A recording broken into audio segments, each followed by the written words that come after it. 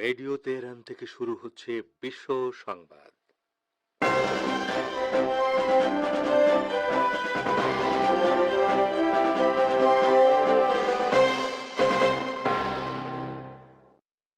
শুরুতেই সংবাদ শিরোনাম।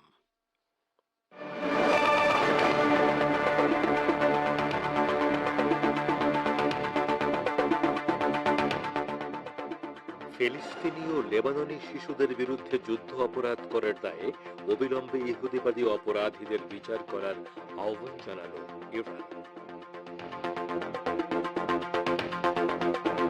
নিজেদের মধ্যে সামরিক ও প্রতিরক্ষা খাতে সহযোগিতা শক্তিশালী করার প্রতিশ্রুতিতে অটল থাকার ঘোষণা দিল ইরান ও পাকিস্তান। বাংলাদেশে ফ্যাসিবাদী আওয়ামী লীগকে কোনো প্রতিবাদ কর্মসূচি করতে দেওয়ার সুযোগ নেই বলে জানালেন অন্তর্বর্তী সরকারের প্রেস সচিব। এবং পাকিস্তানের বেলুচিস্তান প্রদেশের কোয়েটা রেল স্টেশনে সন্ত্রাসীদের ভয়াবহ বোমা হামলা, অন্তত ২৬ জন নিহত, আহত ৬২ জনের বেশি।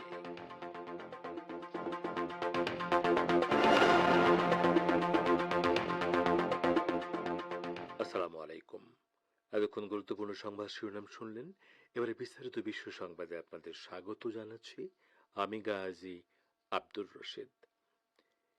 ইরানের বিচারমন্ত্রী আমিন হুসেইন রাহমি বলেছেন, ফিলিস্তিনি ও লেবাননি শিশুদের বিরুদ্ধে যুদ্ধ অপরাধ করার দায়ে অবিলম্বে ইহুদিবাদী অপরাধীদের বিচার করতে হবে। তিনি কলম্বিয়ার রাজধানী বোগোটায় শিশুদের বিরুদ্ধে সহিংসতা প্রতিরোধ বিষয়ক প্রথম আন্তর্জাতিক মন্ত্রী পর্যায়ের সম্মেলনে দেয়া বক্তব্যে এ আহ্বান জানান। রাহিমি ইরানের শিশু অধিকার বিষয়ক জাতীয় সংস্থার চেয়ারম্যানেরও দায়িত্ব পালন করছেন। গাজা ও লেবাননের হাজার হাজার শিশুর শরণার্থীতে পরিণত হওয়া, নিখোঁজ হওয়া ও গণহত্যার শিকার হওয়ার ব্যাপারে গভীর উদ্বেগ প্রকাশ করেন এই ইরানি মন্ত্রী। তিনি বলেন, ইহুদিবাদী সেনাদের এই অপরাধযোগ্য শিশু অধিকার কনভেনশনের চরম লঙ্ঘন এবং সবচেয়ে গুরুতর সহিংসতার একটি স্পষ্ট উদাহরণ। রাহিমি বলেন, শিশুদের উপর ইহুদিবাদী ইসরায়েলের এই সহিংস ও পাশবিক আচরণ বন্ধ করার আহ্বান জানাচ্ছে ইরান। মার্কিন রিপাবলিকান দল থেকে প্রেসিডেন্ট নির্বাচিত ডোনাল্ড ট্রাম্পকে ইরান আমেরিকার মাটিতে হত্যার প্রচেষ্টা চালিয়েছে বলে মার্কিন আইন মন্ত্রণালয় যে অভিযোগ করেছে তা জোরালো ভাষায় নাকচ করেছেন তেহরান। ইরানের পররাষ্ট্র মন্ত্রণালয়ের মুখপাত্র ইসমাইল বাকাই আজ এক বিবৃতিতে বলেছেন, মার্কিন আদালতের এই অভিযোগ সম্পূর্ণ ভিত্তিহীন এবং প্রমাণহীন। তিনি বলেন, ইহুদিবাদী এবং ইরান বিরোধী চেনা জানা চক্র এই সন্ধিক্ষণে এ ধরনের দাবির পুনরাবৃত্তির মধ্য দিয়ে বিদ্বেষপূর্ণ চক্রান্ত করছে, যার লক্ষ্য হল আমেরিকা এবং ইরানের মধ্যকার সমস্যাগুলোকে আরও জটিল করা। বাকাই জোর দিয়ে বলেন, অভ্যন্তরীণ এবং আন্তর্জাতিক অঙ্গনে ইরানি জনগণের অধিকার প্রতিষ্ঠার জন্য তেহরান বৈধ এবং আইনগত সমস্ত উপায় অবলম্বন করবে। গতকাল ৮ই নভেম্বর মার্কিন আইন মন্ত্রণালয় অভিযোগ তুলেছে, গত মঙ্গলবার নির্বাচন অনুষ্ঠানের আগেই ইরান ডোনাল্ড ট্রাম্পকে হত্যার ষড়যন্ত্র করেছিল। ইরান ও পাকিস্তান নিজেদের মধ্যে সামরিক ও প্রতিরক্ষা খাতে সহযোগিতা শক্তিশালী করার প্রতিশ্রুতিতে অটল থাকার ঘোষণা দিয়েছে। দুদেশের যৌথ সীমান্তে সন্ত্রাসবাদীদের তৎপরতা বেড়ে যাওয়ার পরিপ্রেক্ষিতে এ প্রত্যয় জানিয়েছে দুদেশ। পাকিস্তান সফররত ইরানের উপ প্রতিরক্ষা মন্ত্রী ব্রিগেডিয়ার জেনারেল হেজ্জাতুল্লাহ কুরাইশি শুক্রবার ইসলামাবাদে স্বাগতিক দেশের প্রতিরক্ষামন্ত্রী খাজা মোহাম্মদ আসিফের সঙ্গে সাক্ষাতে এ প্রত্যয় জানান। সাক্ষাতে দুদেশের মধ্যে বিদ্যমান সহযোগিতায় সন্তোষ প্রকাশ করে তা আরও এগিয়ে নিয়ে যাওয়ার প্রতিশ্রুতি ব্যক্ত করা হয়। এ সময় পাকিস্তানের প্রতিরক্ষামন্ত্রী বলেন, ইরানের ইসলামী বিপ্লবের নেতা আয়াতুল্লাহ সৈয়দ আলী খামেনেই বিশ্বের নিপীড়িত জাতিগুলোর প্রতি সমর্থনে যে অবিচলিত দেখাচ্ছেন, সেজন্য পাকিস্তান তার প্রতি দৃঢ় প্রতিজ্ঞ। ফ্যাসিবাদী আওয়ামী লীগকে বাংলাদেশে কোনো প্রতিবাদ কর্মসূচি করতে দেওয়ার সুযোগ নেই বলে উল্লেখ করেছেন অন্তর্বর্তী সরকারের প্রধান উপদেষ্টার প্রেস সচিব শফিকুল আলম। আজ দুপুরে নিজের ফেসবুক পেজে এক পোস্টে তিনি একথা জানান। ওই পোস্টে শফিকুল আলম লিখেছেন, আওয়ামী লীগ এখন যে রূপে আছে তাতে এটি একটি ফ্যাসিবাদী দল। এই ফ্যাসিবাদী দলটিকে বাংলাদেশে বিক্ষোভ করার অনুমতি দেওয়ার কোনো সুযোগ নেই। গণহত্যাকারী এবং স্বৈরাচারী শেখ হাসিনার নির্দেশে কেউ সমাবেশ, জমায়েত এবং মিছিল করার চেষ্টা করলে তাকে আইন প্রয়োগকারী সংস্থাগুলোর কঠোর অবস্থানের মুখোমুখি হতে হবে। অন্তর্বর্তী সরকার কোনো সহিংসতা কিংবা দেশের আইন শৃঙ্খলা পরিস্থিতি লঙ্ঘনের কোনো চেষ্টা মেনে নেবে না। 2009 সাল থেকে 2023 সাল পর্যন্ত বাংলাদেশে নিষিদ্ধ সংগঠন ছাত্রলীগের হাতে সাধারণ শিক্ষার্থী সহ বিভিন্ন পর্যায়ে 86 জন নিহত হয়েছেন। আর জাতীয় প্রেস ক্লাবে আয়োজিত এক সেমিনারে এ তথ্য উঠে এসেছে। সেমিনারে ছাত্র রাজনীতির অন্ধকারের এক যুগ বিষয়ক গবেষণা প্রবন্ধে উল্লেখ করা হয়, নিষিদ্ধ সংগঠন ছাত্রলীগের হাতে শিক্ষা প্রতিষ্ঠানে নিহত হয়েছে 51 জন। এ সময় ধর্ষিত হয়েছেন 14 জন নারী, যৌন নিপীড়নের ঘটনা ঘটেছে 69টি। এই 15 বছরে নির্যাতিত হয়েছে 1032 জন শিক্ষার্থী। এছাড়া 2009 সাল থেকে 2023 সাল পর্যন্ত 53টি চাঁদাবাজি, 29টি টেন্ডারবাজি এবং 30টি ছিনতাইয়ের ঘটনা ঘটিয়েছে ছাত্রলীগ।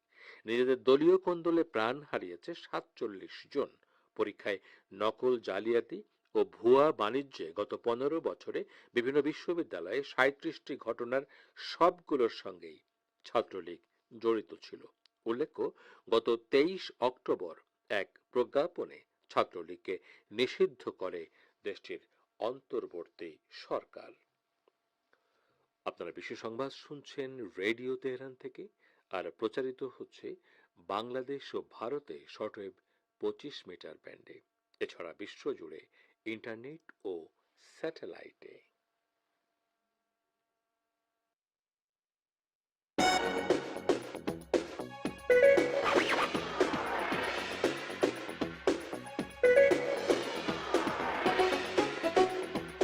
রেডিও তেহরান, খবরের সঙ্গে 24 ঘন্টা। ভিজিট করুন আমাদের ওয়েবসাইট parstoday.ir/dn। আবারও ফিরে এলাম বিশ্ব সংবাদে। ভারতের উত্তর পূর্বের রাজ্য মণিপুর ফের অশান্ত হয়ে উঠেছে। 3 সন্তানের মা এক আদিবাসী মহিলাকে ধর্ষণ করে স্বামীর সামনেই জীবন্ত পুড়িয়ে দেওয়ার অভিযোগে উত্তাল মণিপুর। মর্মান্তিক ওই ঘটনার পর গ্রাম জুড়ে লুটপাটের ঘটনা ঘটেছে। শেষ খবর পাওয়া পর্যন্ত মণিপুরের জিবিরাম জেলার জাইরন গ্রামে অন্তত 17টি বাড়ি পুড়িয়ে দেওয়ার অভিযোগ উঠেছে। গত বৃহস্পতিবার 31 বছরের এক আদিবাসী মহিলাকে ধর্ষণের অভিযোগ ওঠে। এরপরই ওই মহিলাকে জীবন্ত পুড়িয়ে হত্যার অভিযোগ ওঠে। নিহত মহিলার স্বামী থানায় অভিযোগ দায়ের করেছেন, যদিও এখনো পর্যন্ত আততায়ীদের পরিচয় সামনে আসেনি। পুলিশের সন্দেহ, হামলাকারীরা স্থানীয় বাসিন্দা। দোষীদের শাস্তির দাবিতে বিক্ষোভ করছে গ্রামবাসী। পাকিস্তানের বেলুচিস্তান প্রদেশের কোয়েটা রেল স্টেশনে সন্ত্রাসীদের বোমা হামলায় অন্তত 26 জন নিহত হয়েছে। কর্তৃপক্ষ জানিয়েছে, বোমা হামলায় আহত হয়েছে 62 জনেরও বেশি। বেলুচিস্তানের সিটি মেয়র হতাহতের খবর নিশ্চিত করেছেন।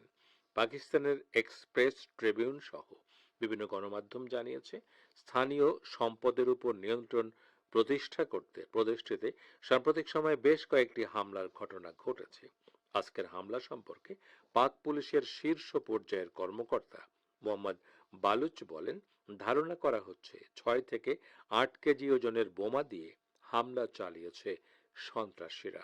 বেলুচিস্তানের মুখ্যমন্ত্রী সর্দার বালুচ এই ঘটনাকে শোচনীয় হিসেবে উল্লেখ করেছেন। তিনি বলেন, দোষীদের গ্রেপ্তারে তৎপরতা অব্যাহত রাখবে কর্তৃপক্ষ এবং তাদের উপযুক্ত শাস্তির আওতায় আনা হবে। ইহুদিবাদী ইসরায়েলের নেভারটিম বিমান ঘাঁটিতে হাইপারসনিক ক্ষেপণাস্ত্র দিয়ে হামলা চালিয়েছে ইয়েমেন।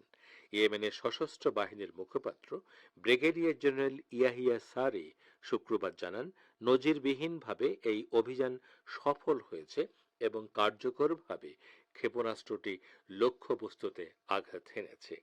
জেনারেল সারি জানান, ইয়েমেনের সামরিক বাহিনী গতকাল আবারও একটি মার্কিন নির্মিত MQ-9 ড্রোন ভূপাতিত করেছে। ইহুদিবাদী ইসরায়েলের বিরুদ্ধে ইয়েমেনের হুথি আনসারুল্লাহ আন্দোলন সমর্থিত সামরিক বাহিনী ইহুদিবাদী ইসরায়েলের বিরুদ্ধে সামরিক অভিযান শুরু করার পর এ নিয়ে আমেরিকার 12টি ড্রোন ভূপাতিত করল। জেনারেল সারি প্রতিশ্রুতি ব্যক্ত করে বলেন, ফিলিস্তিনের অবরুদ্ধ গাজা উপত্যকা এবং লেবাননে যতক্ষণ তাদের বর্বর আগ্রাসন ও গণহত্যা বন্ধ না করবে ততক্ষণ ইয়েমেন থেকে দখলদার শক্তির বিরুদ্ধে অভিযান অব্যাহত থাকবে। ফিলিস্তিনের ইসলামী প্রতিরোধ যোদ্ধারা অবরুদ্ধ গাজা উপত্যকার উত্তরাঞ্চলে সফল অভিযান চালিয়ে ইহুদিবাদী ইসরায়েলের দুটি মার্কাভা ট্যাঙ্ক ধ্বংস করেছে। ফিলিস্তিনের একটি গণমাধ্যম জানিয়েছে, ইসলামী জিহাদ আন্দোলনের সারাইয়া আল কুদস সামরিক শাখার যোদ্ধারা জাবালিয়া শরণার্থী শিবিরের কাছে সাকিব বোমা দিয়ে একটি ট্যাঙ্ক ধ্বংস করে। এদিকে হামাসের শহীদ ইজ্জুদ্দিন আল কাসাম ব্রিগেডের যোদ্ধারা গাজা শহরের উত্তর পশ্চিমে আল খাজানদার এলাকায় দখলদার বাহিনীর একটি মার্কাভা ট্যাঙ্ক ধ্বংস করে। কাসাম ব্রিগেড আরও ঘোষণা করেছে যে তারা গাজা শহরের সুজাইয়া এলাকায় ইহুদিবাদী ইসরায়েলি সেনাদের একটি অবস্থানে যৌথ অভিযান চালিয়েছে। ইহুদিবাদী ইসরায়েল অভিমুখে আমেরিকার দুটি জাহাজকে নিজেদের বন্দরে নোঙর করতে দেয়নি স্পেন সরকার। সন্দেহ করা হচ্ছে ওই জাহাজ দুটিতে ইসরায়েলের জন্য অস্ত্র পাঠিয়েছে আমেরিকা। স্পেনের পররাষ্ট্র মন্ত্রণালয়ের একজন মুখপাত্র বলেন, গত 31 অক্টোবর এবং 4 নভেম্বর আমেরিকার যে দুটি জাহাজ নিউ ইয়র্ক বন্দর ছেড়েছে তাদেরকে স্পেনের বন্দরে নোঙর করতে দেয়া হবে না। জাহাজ দুটি 9 এবং 14 নভেম্বর স্পেনের বন্দরে ভেড়ার কথা ছিল। এ বিষয়ে স্পেনের একজন সংসদ সদস্য দেশটির অ্যাটর্নি জেনারেলের কাছে জানতে চেয়েছেন যে ইসরায়েল অভিমুখী এই দুটি জাহাজের ব্যাপারে সরকারের পদক্ষেপ কি হবে। তিনি বলেন, জাহাজ দুটিকে স্পেনের বন্দরে ভিড়তে দিলে দেশের আইন লঙ্ঘন হবে। তো শ্রোতা বন্ধুরা, আমাদের নিউজ ডেস্কে এখনকার মতো এই ছিল সর্বশেষ খবর। এতক্ষণ আমাদের সাথে থাকার জন্য অনেক অনেক ধন্যবাদ।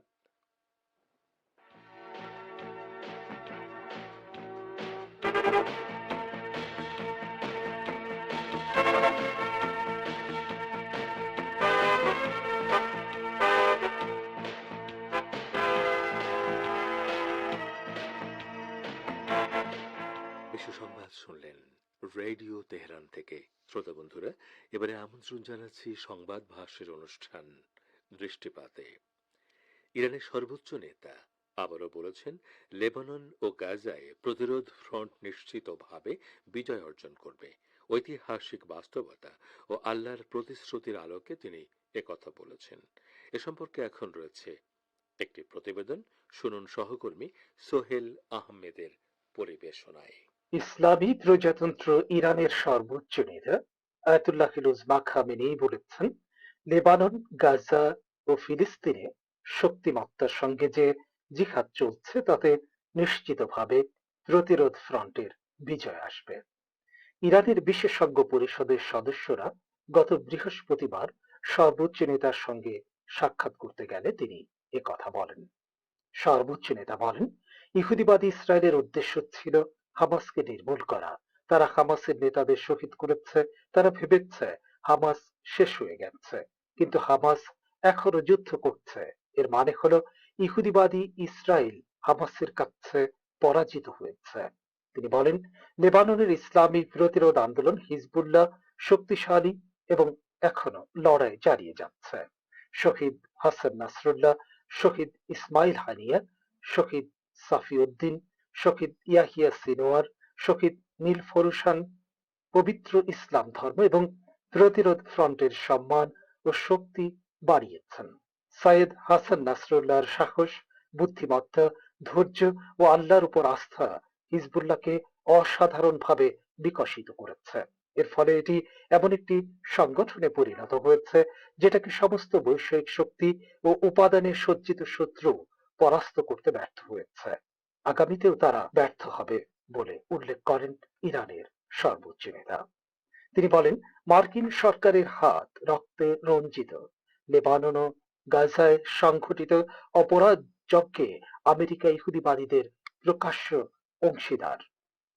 এর আগে গত 2 নভেম্বর এক ভাষণে ইরানের সর্বোচ্চ নেতা বলেন, মানবাধিকার রক্ষার দাবিদারেরা সাইয়েদ হাসান নাসরুল্লাহ, হানিয়া ও সোলাইমানির মতো মহান ব্যক্তিত্বদেরকে এবং অন্য মহান শহীদদেরকে সন্ত্রাসী হিসেবে অভিহিত করছে, কিন্তু আসলে তারা নিজেরাই সন্ত্রাসী ও অপরাধী গ্যাং। লেবানন এবং গাজায় যা ঘটছে তা হলো 1 বছরে 50,000 মানুষ শহীদ হয়েছে, যাদের বেশিরভাগই নারী ও শিশু। এটা কি ছোট কোনো বিষয়? মানবাধিকার রক্ষার কথা বলে আমেরিকা এসব অপরাধকে সমর্থন করছে। শুধু সমর্থন নয়, তারা এই অপরাধে অংশ নিচ্ছে। অস্ত্র আমেরিকার, পরিকল্পনাও আমেরিকার। সর্বোচ্চ নেতা বলেন, কিছু লোক সন্দেহ তৈরি করে বলে যে আমেরিকার মতো আধুনিক, উন্নত ও পরাক্রমশালী ব্যবস্থা ও সরকারকে কি মোকাবেলা করা সম্ভব।